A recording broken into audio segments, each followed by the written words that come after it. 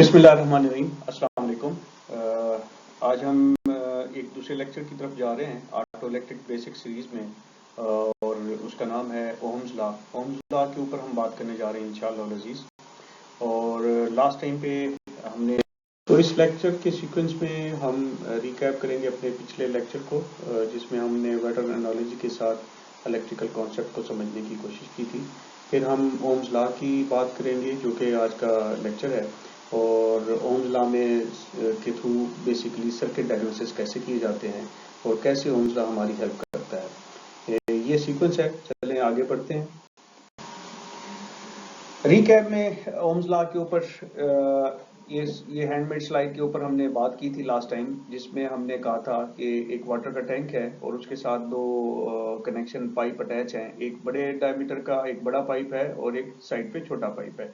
दोनों के नीचे एक टब पड़े हुए हैं, और हमने कहा था कि जो टैंक के अंदर जितना पानी ज़्यादा होगा उतना पानी का प्रेशर ज़्यादा होगा, और यही पानी बेसिकली ये एनालॉजी है ये वोल्ट की, कि ये वोल्ट के तौर पे ट्रीट किया जाता है।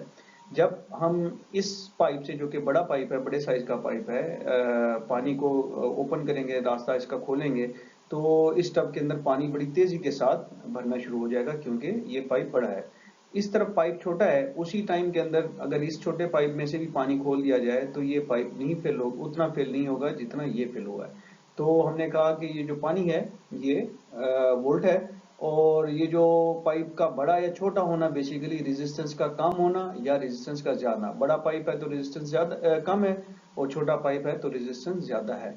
किस चीज की रेजिस्टेंस ज्यादा है? वो पानी को कम जाने दे रहा है, इधर ये पानी को ज्यादा जाने दे रहा है। और ये जो पानी बह रहा है इससे, इसको हम करंट फ्लो के कह रहे हैं। करंट, इसको हमने कहा था कि ये करंट का फ्लो है, एम्पेयर फ्लो है। जो करंट यहाँ से पास हो रहा है, ये पानी पास हो रहा है, इसको हमने कहा ये करंट फ्लो हो रहा है। तो प्रेशर, वोल्ट और करंट। साथ में हमने एक चीज ये बात की थी कि जितनी रेजिस्टेंस बढ़ेगी, यानी कि इस पाइप का साइज जितना कम होगा उतना करंट कम होता जाएगा, उतना पानी कम निकलेगा यहाँ से। जितनी रेजिस्टेंस कम होगी और पाइप का साइज बड़ा होगा तो पानी आसानी से बहेगा, तो करंट भी ज्यादा होगा, पानी ज्यादा निकलेगा यहाँ से, तो करंट का फ्लो भी ज्यादा होगा। फिर हमने कहा कि अगर इस टैंक के पेंदे को नीचे से तोड़ दिया जाए तो क्या होगा, सारे का सारा पानी यकलख्त नीचे आएगा। ये ऐसे ही है कि हमने ये सारी की सारी रेजिस्टेंस, ये तंगी जो इसने बंद किया हुआ था, इसको रास्ता खोल दिया, हमने इसकी जो रेजिस्टेंस थी उसको जीरो कर दिया, तो क्या हो गया, करंट, बहुत ज्यादा करंट निकलेगा। यानी कि वोल्टेज यहाँ से जो करंट फ्लो का सारे का सारा, यानी कि इन्फिनिटी करंट निकलेगा। इस यही वजह थी हमने कहा कि बैटरी को जब अगर एक वायर से जिसमें कोई रेजिस्टेंस नहीं है, उसको जब आप एक टर्मिनल को दूसरे टर्मिनल से कनेक्ट करें तो क्या होगा, या वायर जल जाएगी या बैटरी फट जाएगी। तो क्यों? करंट का फ्लो बहुत ज्यादा है, क्योंकि हमने रेजिस्टेंस खत्म कर दी है। इसी तरह अगर रेजिस्टेंस बहुत ज्यादा हो जाएगी तो बेसिकली क्या है कि वो काइंड ऑफ ओपन सर्किट है, कि ये आपस में टर्मिनल जुड़े ही नहीं हुए। जब ये जुड़े हुए नहीं है तो इनके बीच में रेजिस्टेंस बहुत ज्यादा है।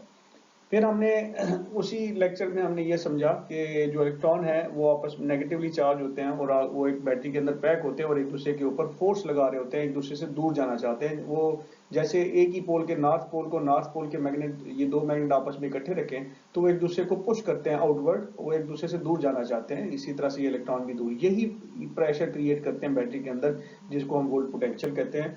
और सर्किट में अगर एक लोड लगा हुआ है और आगे सर्किट का स्विच खुला हुआ है, तो ये वोल्ट पोटेंशियल इस लोड को, जो कि रेजिस्टेंस है, मोटर है या जो भी उसको रेजिस्टेंस, कोई भी लोड है, बल्ब है, मोटर है, वो बेसिकली रेजिस्टेंस है। तो इसका वोल्ट पोटेंशियल जो अंदर अवेलेबल है वो इस नुक्कड़ तक अवेलेबल होगा लोड को क्रॉस करके। हमने ये भी कहा कि अगर सर्किट ओपन है तो रेजिस्टेंस की कोई अहमियत नहीं है। रेजिस्टेंस की अहमियत कब है? रेजिस्टेंस की अहमियत तब है जब आपका सर्किट पूरा क्लोज है, तो तब ही वो रेजिस्टेंस है फ्लो, अदरवाइज यहां से फ्लो आगे हो ही नहीं सकता। और एंड पे हमने बात की थी कि वोल्टेज पुशेस एम्पेरेज थ्रू रेजिस्टेंस, कि ये जो वोल्ट है ये क्या कर रहा है, ये बेसिकली यहाँ से एम्पेयर करंट को फ्लो करा रहा है, पुश कर रहा है उसको। इसके अंदर जितना प्रेशर ज्यादा होगा उतना ये पुश करेगा, और जितनी रेजिस्टेंस कम होगी उतनी तेजी के साथ करंट जाएगा। तो ये रेजिस्टेंस के अगेंस्ट एक फोर्स है जिसको हम करंट कहते हैं, और उसी पे हमने कहा था कि हम नेक्स्ट लेक्चर में ओम्स लॉ के ऊपर बात करेंगे। चलें फिर आ जाते हैं हम मेन लेक्चर की तरफ, जिसका नाम ओहम्स लॉ है। ओहम्स एक साइंटिस्ट थे जिन्होंने ये रिलेशन निकाला था कि वोल्टेज का जो रिलेशन है करंट और रेजिस्टेंस के साथ, जहां जैसे हमने पहले बात की कि वोल्टेज पुशेस एम्पेरेज थ्रू रेजिस्टेंस के वोल्ट, करंट और रेजिस्टेंस, इन तीनों का आपस में ताल्लुक है। ये एम्पेयर कम ज्यादा होगा, रेजिस्टेंस कम ज्यादा होगी, वोल्ट कम ज्यादा होगी, इन सब का आपस में एक रिलेशन है जिसको हम ओम्स लॉ कहते हैं। इसकी डेफिनेशन पे अगर आप जाएंगे वो थोड़ी सी डिफिकल्ट बन जाती है, बट वो एकेडमिक पॉइंट ऑफ व्यू है। हम इसको आगे लेके जब नेक्स्ट स्लाइड पे बात करेंगे तो हम इस रिलेशन को डिफरेंट एंगल से देखेंगे, जिसमें पर्सपेक्टिव ये होगा कि हमने सर्किट डायग्नोसिस के ऊपर फोकस करना है।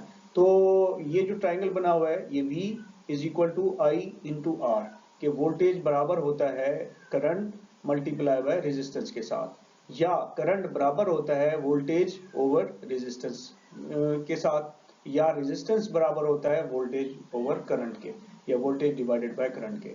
तो ये एक जनरल एक सर्किट अगर आप देखें तो इस तरह से एक सिंपल सर्किट होता है जिसके अंदर एक रेजिस्टेंस अवेलेबल है। तो यहाँ पे प्लस का साइन है, पावर वाली ये लाइन है, टर्मिनल है, ये इधर से करंट गुजरेगा और करंट गुजर के इस लोड से गुजरेगा और इस तरफ से फिर बैटरी में ये टर्मिनेट हो जाएगा। रेजिस्टेंस जितनी ज्यादा होगी करंट उतना, जितनी पाइप तंग होगी तो पानी उतना कम होगा। रेजिस्टेंस जितनी ज्यादा है, पाइप छोटा है, तो करंट का फ्लो कम होएगा।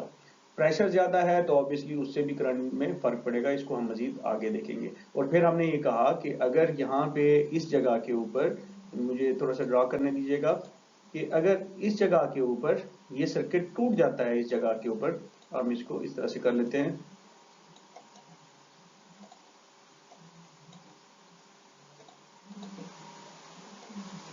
कि ये सर्किट अगर यहाँ पे ओपन हुआ है इस जगह के ऊपर, तो रेजिस्टेंस के बाद अगर आप इसको विजुअलाइज कर सकेंगे, मैं इस जगह की बात कर रहा हूँ, तो क्या होगा, आपका जो वोल्ट पोटेंशियल है वो पॉजिटिव वाला, अगर वो ये 12 वोल्ट की बैटरी लगी हुई है तो वो इस ओपन टर्मिनल के ऊपर अवेलेबल होगा और करंट कोई फ्लो नहीं करेगा। ऐसा नहीं है कि वोल्टेज जब यहाँ से ये सर्किट ओपन है तो वोल्टेज यहाँ पे अवेलेबल होगा और इधर नहीं होगा। ये रेजिस्टेंस जब ओपन सर्किट है ये कोई मीनिंग नहीं रखती, ये एज अ कंडक्टर होती है। अगर आप इस ओपन सर्किट के ऊपर इस टर्मिनल को कंटिन्यूटी इधर से देखेंगे तो आपको कंटिन्यूटी इस पूरे सर्किट पे मिलेगी। ठीक है जी। साथ में यहाँ पे हमने सिंबल दे दिए कि करंट को I सिंबल के साथ रिप्रेजेंट किया जाता है, वोल्टेज को E के साथ भी करते हैं, V के साथ भी करते हैं, और रेजिस्टेंस को R के साथ। और इनके यूनिट ऑफ मेजरमेंट जिनमें इनको मल्टीमीटर में हम देखते हैं या वोल्ट मीटर के ऊपर देखते हैं वो अम्पेयर, एम्प, वोल्ट, ओम कहते हैं इसको, और इसके यूनिट की एब्रीविएशन एम्प को A से जाहिर करते हैं, वोल्ट को V से, और ओम को ओमेगा साइन के साथ, ये लैटिन साइन है, और इसके साथ इसको डिनोट करते हैं। तो हमने जैसे बात की कि Ohm law for circuit diagnosis, circuit diagnosis के लिए ओम लॉ क्या है, V is equal to I R हम नहीं कहेंगे, V over R is equal to A कहेंगे, ampere, V over R is equal to I कहेंगे। क्यों? Voltage divided by resistance is equal to current, ampere. ये हम क्यों इस तरह से कहेंगे, इसकी खास वजह है, खास रीजन है कि सर्किट डायग्नोसिस में ये रिलेशन करंट के साथ बहुत बहुत इंपॉर्टेंट है। ये जिस तरह स्लाइड में मेंशन है इंग्लिश के अंदर, this relation describes what happens to amperage. ये रिलेशन बताता है कि करंट के साथ क्या होता है जब आप वोल्टेज या रेजिस्टेंस को डिस्टर्ब करते हैं। आपकी वोल्टेज डिस्टर्ब होती है तब करंट फ्लो के साथ क्या होता है, जब रेजिस्टेंस डिस्टर्ब होती है तब करंट फ्लो के साथ क्या होता है। प्राइमरीली वोल्टेज के इश्यूज कम होते हैं, बैटरी के वोल्टेज आप आराम से चेक कर सकते हैं, अगर वो 12 वोल्ट हैं पड़े हैं तो फिर it is all around, it is the resistance. Resistance change होगी तो आपका करंट फ्लो चेंज होगा, करंट फ्लो चेंज होगा तो आपके जो इक्विपमेंट है, एक्चुएटर है, मोटर है, बल्ब है, उसका बिहेवियर भी चेंज होगा। आगे चलते हैं, हम उसी वाटर एनालॉजी को लेके चलने लगे हैं इसको समझने के लिए कि इस रिलेशन को voltage divided by resistance is equal to ampere या आई या करंट। अब इसमें ये वो टैंक है जो हमने पहले हाथ से ड्रा किया था, इसके अंदर 6 वोल्ट जितना पानी भरा हुआ है, इधर एक बड़ा पाइप है और इधर एक छोटा पाइप है। बड़े पाइप की जो हम कह रहे हैं कि बड़ा पाइप है तो इसकी रेजिस्टेंस कम है, हम अज्यूम करते हैं, हम फर्ज करते हैं कि इसकी 2 ohm है। ये छोटा पाइप है तो इसकी रेजिस्टेंस बढ़ जाएगी, तो ये हम कहते हैं कि ये इसकी रेजिस्टेंस ज्यादा है उससे, बड़े पाइप से, ये 6 ohm है। और फिर इसी तरह से एक बड़ा टैंक है जिसमें पानी बहुत ज्यादा है, इससे डबल है तकरीबन, यानी कि 12 वोल्ट के बराबर है। बट ये जो पाइप का साइज है, जहां से पानी हमने बाहर निकालना है, जहां से पानी को फ्लो कराना है या करंट को फ्लो कराना है, वो एक साइड पे ज्यादा है इस साइड पे वो उतना ही है जितना इस टैंक के साथ है। 2 ओम इधर है, 2 ओम इधर है, 6 ओम इधर है और 6 ओम इधर है। आगे चलते हैं इससे। अब आप इसको देखें कि इस रिलेशन का फर्क क्या है। अगर आपकी बैटरी के वोल्टेज पूरे हैं, या याद रखिए सर्किट डायग्नोसिस में जब भी आप जाएं तो सबसे पहला स्टेप ये है कि बैटरी के वोल्टेज चेक करने हैं। सबसे पहला स्टेप क्या है जी? बैटरी के वोल्टेज चेक करने हैं।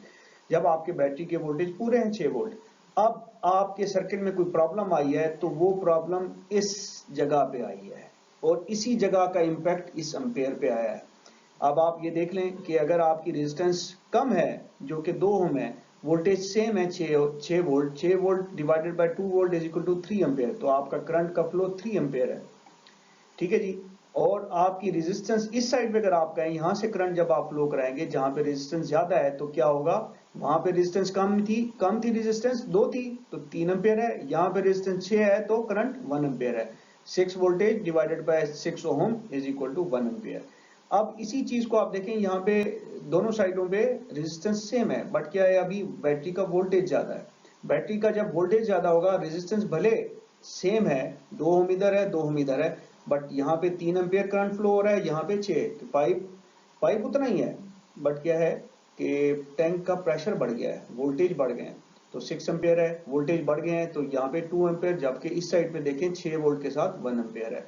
तो वोल्टेज और रेजिस्टेंस का ये जो रिलेशन है, जिसमें मैंने कहा कि वोल्टेज जनरली हम अज्यूम करते हैं कि कांस्टेंट है, एक ही जगह पे खड़े हैं, क्योंकि वोल्टेज चेक करना बैटरी के ऊपर बहुत आसान है और बैटरी आप चेंज करके इंश्योर कर सकते हैं कि बैटरी का वोल्टेज वही हो। तो हम इसको कहते हैं कि वोल्टेज में कोई डिस्टर्बेंस नहीं आ रही, रेजिस्टेंस में डिस्टर्बेंस आ रही है। इस रेजिस्टेंस की डिस्टर्बेंस की वजह से, या फॉर एग्जांपल किसी जगह पे वोल्टेज भी डिस्टर्ब होते हैं, तो उसकी वजह से आपके करंट के फ्लो में फर्क आएगा।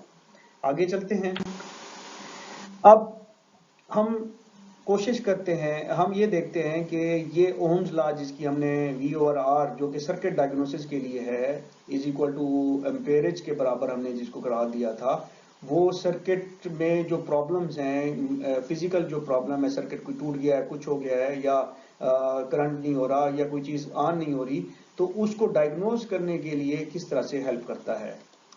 अगेन हम करंट की टर्म्स में बात करेंगे कि अगर सर्किट आपका यहाँ से ओपन है, यहाँ से ओपन है, यहाँ से ओपन है, किसी जगह से भी अगर सर्किट आपका ओपन है तो क्या होगा? करंट भले इसी जगह पे उसको अर्थ नहीं मिल रहा, इसी बैटरी टर्मिनल के ऊपर उसको अर्थ नहीं, यहाँ से ओपन है, तो उसका क्या मतलब है? करंट फ्लो बिल्कुल नहीं करेगा। जिस जगह पे ओपन है उस जगह तक जो बैटरी का पीछे से वोल्टेज आ रहे हैं वो उस जगह तक अवेलेबल रहेगी। फिर हम कहते हैं कि ओपन नहीं है, शॉर्ट टू ग्राउंड है। शॉर्ट टू ग्राउंड का क्या मतलब है? जिस सर्किट के अंदर जो लोड है, लोड जो पहला लोड है, उससे पहले अगर आपकी पावर लाइन जो है, पॉजिटिव वाली लाइन, अगर वो ग्राउंड के साथ टच कर जाती है, ग्राउंड के साथ शॉर्ट हो जाती है, यहां से लेके इधर पहुंच जाती है, या फॉर एग्जांपल ये नेगेटिव हम कहते हैं गाड़ी की बॉडी होती है, ये गाड़ी की बॉडी के साथ टच हो जाती है और यहाँ उसको अर्थ मिल जाता है, तो क्या है? यहाँ पे रेजिस्टेंस कोई नहीं है, इस जगह पे रेजिस्टेंस कोई नहीं है। जब रेजिस्टेंस कोई नहीं है और यहाँ पे ये पहुंच गई, तो इसका मतलब है, हमने पहले कहा था कि अगर ये ऐसे ही है कि जैसे आपने रेजिस्टेंस कम, ऐसे जैसे आपने बैटरी टर्मिनल के साथ 2 तारें लगा दी, एक तार को दोनों टर्मिनल के साथ लगा दिया हो, तो क्या होगा? अम्पेरेज फ्लो करेगी, ये वायर बर्न कर जाएगी और बैटरी के ऊपर भी इंपैक्ट, इवन बैटरी तक एक्सप्लोड कर सकती है। अगर वायर मोटी है तो बैटरी तक एक्सप्लोड कर जाएगी, कि करंट बहुत ज्यादा फ्लो होगा, बहुत ज्यादा गुजरेगा, तो बैटरी आपकी एक्सप्लोड कर सकती है। फिर हाई रेजिस्टेंस, अगर आपका ये सारा सिस्टम ठीक है, इंटैक्ट है, और आपकी जो वो है रेजिस्टेंस इस जगह पे होनी चाहिए थी 12 ओम, बट वो हो गई है 24 ओम, तो 24 ओम अगर रेजिस्टेंस होगी है तो करंट का फ्लो क्या होगा? करंट का फ्लो कम हो जाएगा। इस हद तक होता है कि फॉर एग्जांपल अगर यहाँ पे रेजिस्टेंस किसी वजह से, आगे हम देखते हैं क्या वजूहत होती हैं, बहुत ज्यादा बढ़ गई है, तो फिर क्या होगा? आपकी रेजिस्टेंस ज्यादा होगी तो आपका करंट इतना नहीं होगा। अगर ये बल्ब है तो हो सकता है बल्ब ना जले, ये मोटर है, हो सकता है ये मोटर जले ही ना, कंटिन्यूटी भी हो, वोल्टेज भी आपको मिल रहे हो, लेकिन जब करंट फ्लो कराने जाएंगे तो आपको करंट फ्लो नहीं मिलेगा। चलें, इससे नेक्स्ट बात हम इंशाल्लाह नेक्स्ट पार्ट में करते हैं इस लेक्चर के। ये लेक्चर का ये पार्ट काफी लंबा हो गया है, हम इसको यहीं पे कल्मिनेट करते हैं। आई थैंक यू ऑल।